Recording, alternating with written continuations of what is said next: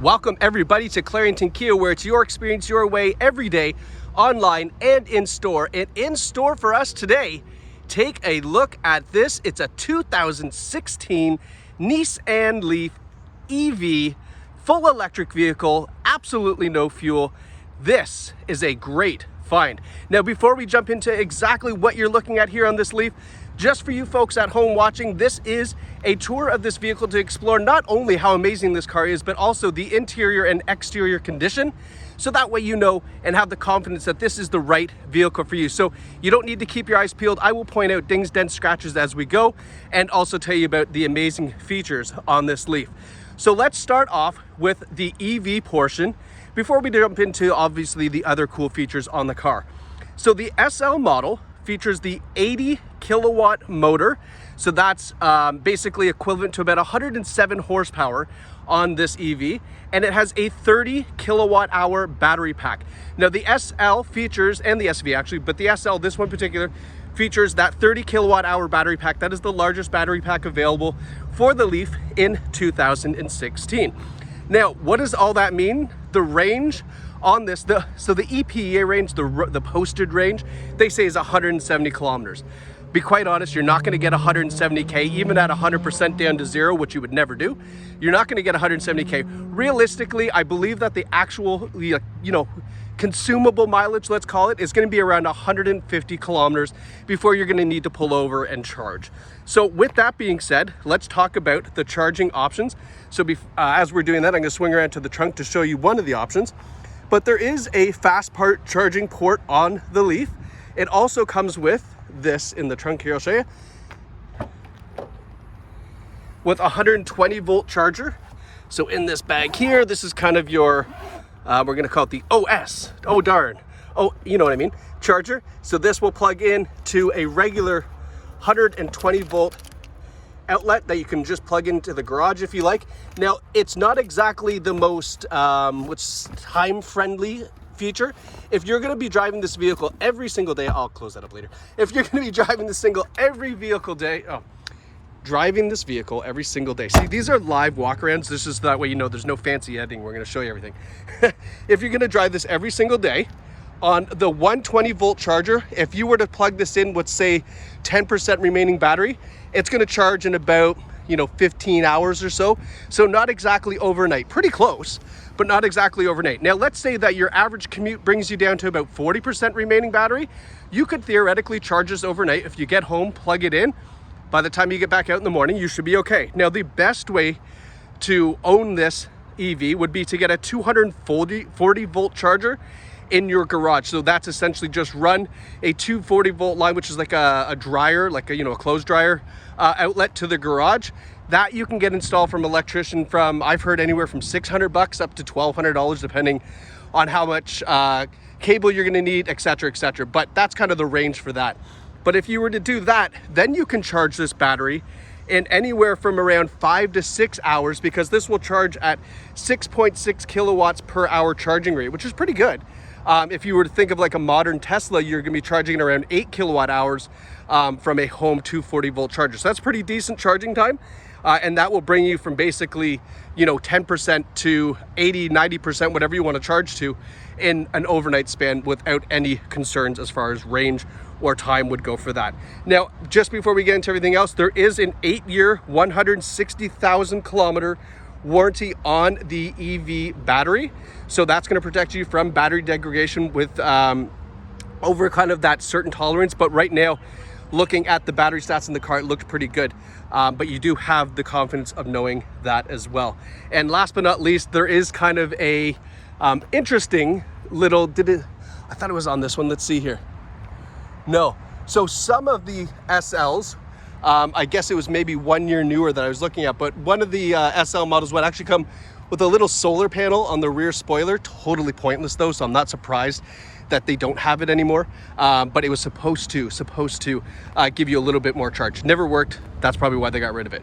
So that is this EV Leaf in a nutshell as far as how that EV powertrain works.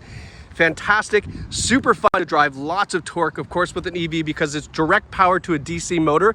You don't have that kind of engine lag where it's trying to rev up. This thing just goes, and it's really, really fun to drive.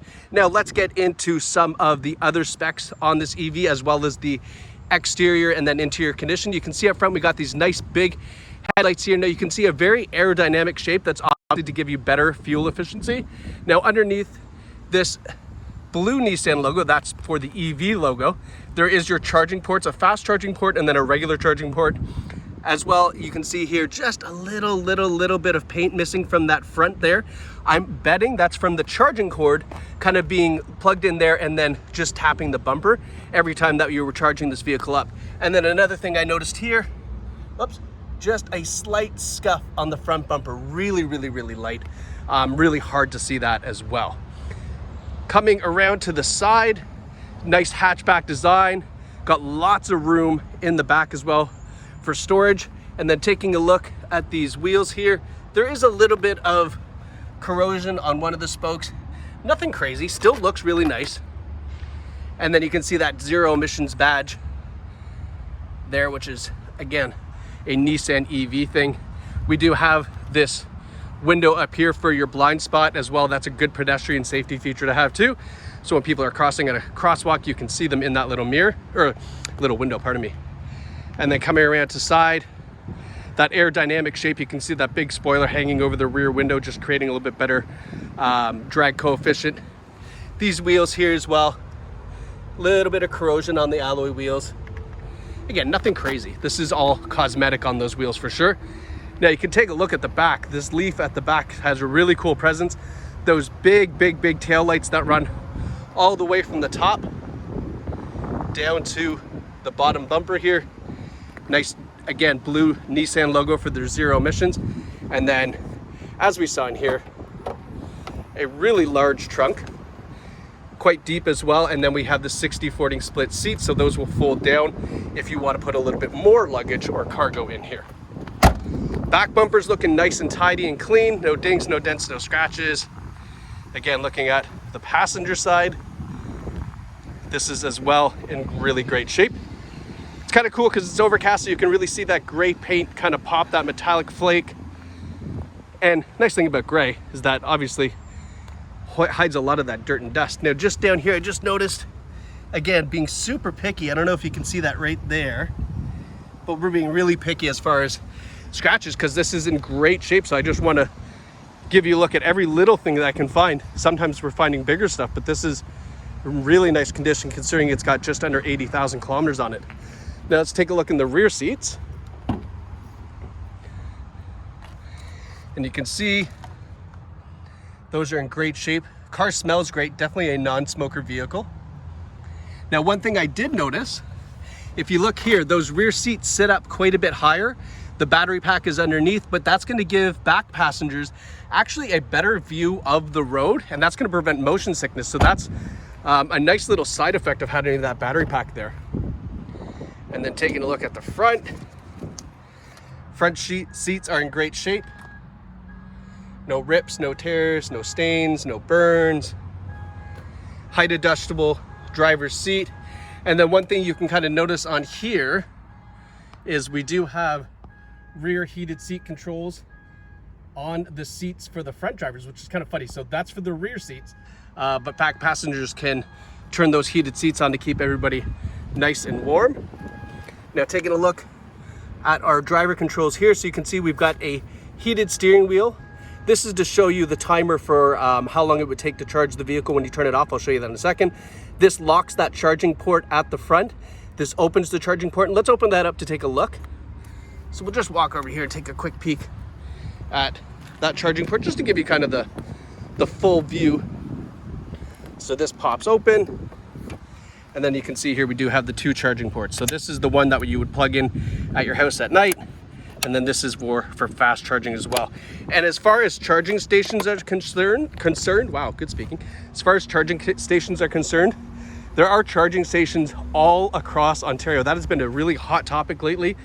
The infrastructure for EVs has gotten so much better in the last 2 years especially, but we'll show you that real quick because the Leaf, even in 2016, did a fantastic job of kind of giving you that information. So let's start it up. Oh, keys in my pocket. Just 1 second here, saying no key detected. Low battery on the key, I guess. We'll change that. Here we go. And that's it, it started. No abrupt engine noise, obviously, because there's no engine in the car, but that's one of those cool things about an EV. It starts up and you don't even know it started half the time because, again, no motor there. So looking at our driver display, we do have here our range, or pardon me, our speedometer, time, outside temp, and that there is your battery, how much battery pack you have left. You can see here we're sitting probably 80%, I would think. And with 80% battery, you can see here that we have an estimated range of 129 kilometers. Now keep in mind, you don't ever want to bring an EV down to less than 10% battery. It's not good for the battery health. I mean, it can happen, you can do it on longer trips, but as a, you know, kind of general rule of thumb, you want to try to avoid that as much as possible, but you can do it on longer trips. But you can see 130 kilometers left on that battery at 80%, 75%, whatever it is. That's pretty darn good. Now this is showing you your average kilometers per kilowatt hour. That's a little bit of tricky math, but essentially with a 30 kilowatt battery, you can divide that 30 by 6 and etc. and tell you exactly kind of the range you have. That's just an average. I don't know, kind of a useless stat. I'm an EV driver myself. It's nice to know, but it's not really going to give you much information. Now, if we flip through here, 96% battery it's saying we have left. So, okay, 96, sure. Average speed, that's great. Driving distance, that's fine. So here's kind of that cool little display. So you can see at 120 volts, so that's your regular outlet that you could plug in a toaster to. That charge time remaining would be 2 hours. At 240 volts and 6 kilowatt hours, it's an hour left. 3 kilowatts, an hour left. It's because it's going to be under an hour to charge up. Now, as the battery degrades, and let's say we're at 20% remaining, you would see a difference between the 6 and the 3 because that's double the speed. 6 kilowatt hours is double the speed of charge time. So that would be obviously the lesser time. And that there, the difference between 3 and 6 is just dependent on the type and voltage and amperage of plug that you install in your garage, or of course, if you're at a fast charging station. So it's a little confusing, I get it, it's a lot to take in, but just know that you are capable of charging up to 6 kilowatt hours, which is a really speedy charge. Like I say, you know, overnight charging, no problem at all at that 6 kilowatt hours. If you were plugging in at a charging station, maybe at a hotel overnight, or, you know, what have you, whatever that circumstance is, 6 kilowatt hours is going to give you a full charge in about 6 hours or so. On that charging station. So that's not bad. That's pretty convenient. Now, on the steering wheel, we've got your radio controls, your Bluetooth controls, and then on this side here, we have our cruise controls as well, and then eco mode. So you can drive this in one of two ways. Regular mode, which will give you all that torque. Eco mode is going to give you a little bit more, not fuel economy, but range, because it's going to dumb down the air conditioning and make that throttle a little bit harder to use, so that way it takes away some of the power and saves it for your trip. Now over here, we've got our navigation system, and the nav in this car is actually more important than most vehicles, because not only is it going to give you directions, but if we use this zero emissions button, now you can see that we've got a lot of different screens as far as the EV is concerned. So energy info will tell us kind of how that electric motor is working, if it's giving us what kind of power we're talking about when we're driving. So this would be like your RPMs on a gas car.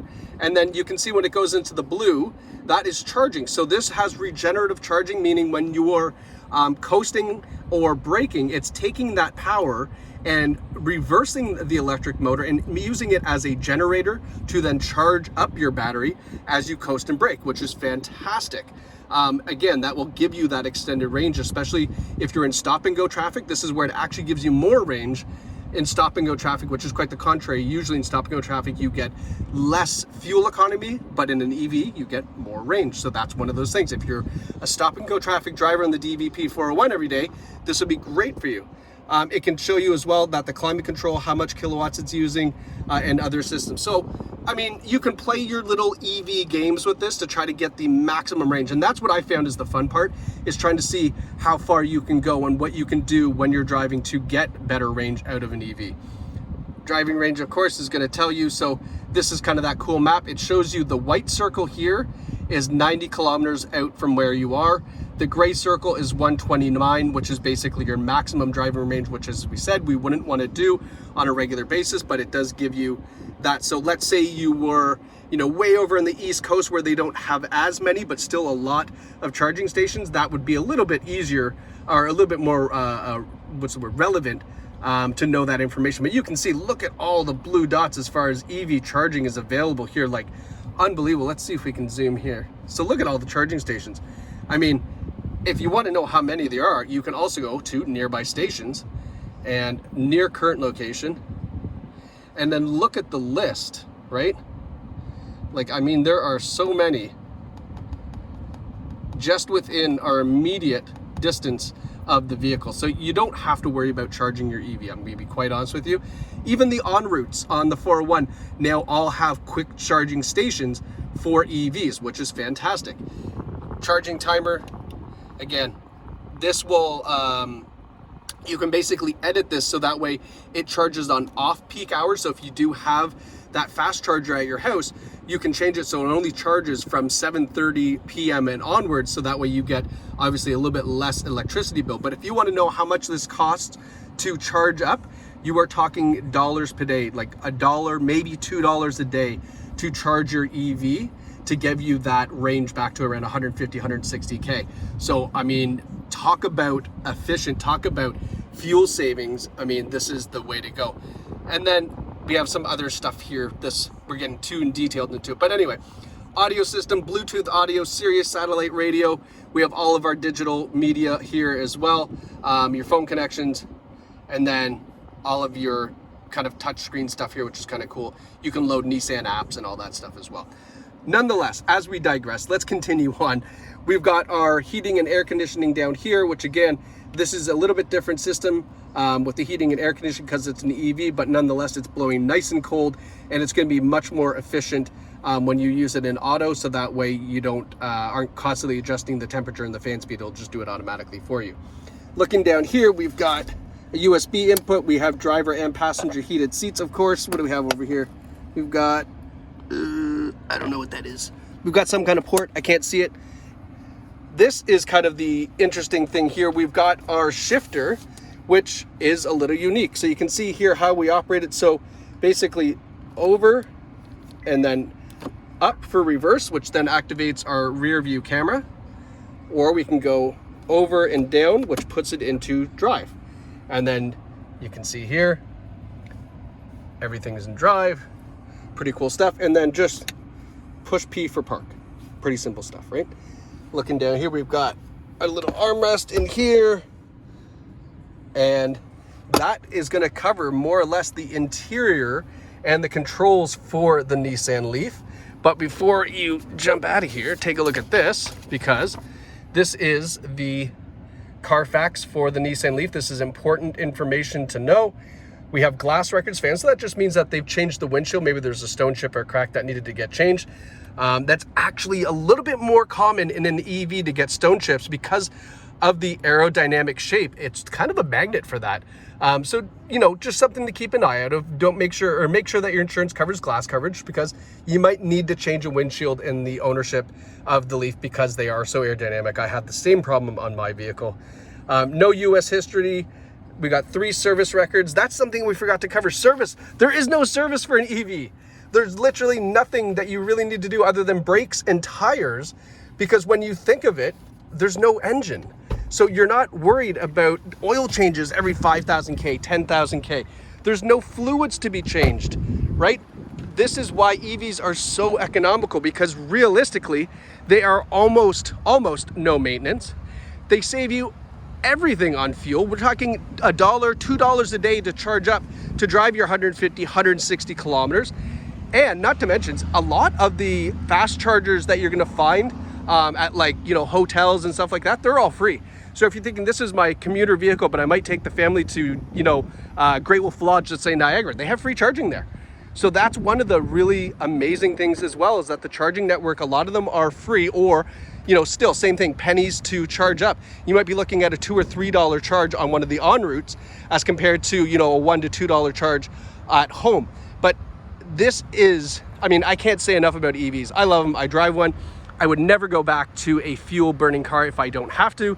And this can be yours here right at Clarington Kia, right here in the heart of Bowmanville. If you want to buy this vehicle, you love this, you saw the video, you're like, I want it, I gotta have it, I gotta put it in my driveway, give us a call, send us an email, or use any one of the little widgets on our website, and then we can actually sell you this vehicle right from the comfort of your own home, including financing, including if you have a trade-in vehicle. We do virtual appraisals, and then you can just sit back and relax and have this delivered right to your house, just like Amazon Prime. It's a completely valet service. You will love it. Or if you like, you want to come down here, you want to drive it, you want to experience the sales team, and you like doing it that way, we can take care of that as well. And you can meet our amazing sales team. They are fantastic here at Clarington Kia. But either way, if you are the new owner of this Leaf, you've watched this video, you bought the car, please drop us a line in the comments. Let us know how much you love it, how great our sales team went. I would love to hear the feedback on this EV. I think you're gonna absolutely love it. So thank you so much for watching, and congratulations to whoever picks up this non-fuel burning EV Nissan Leaf.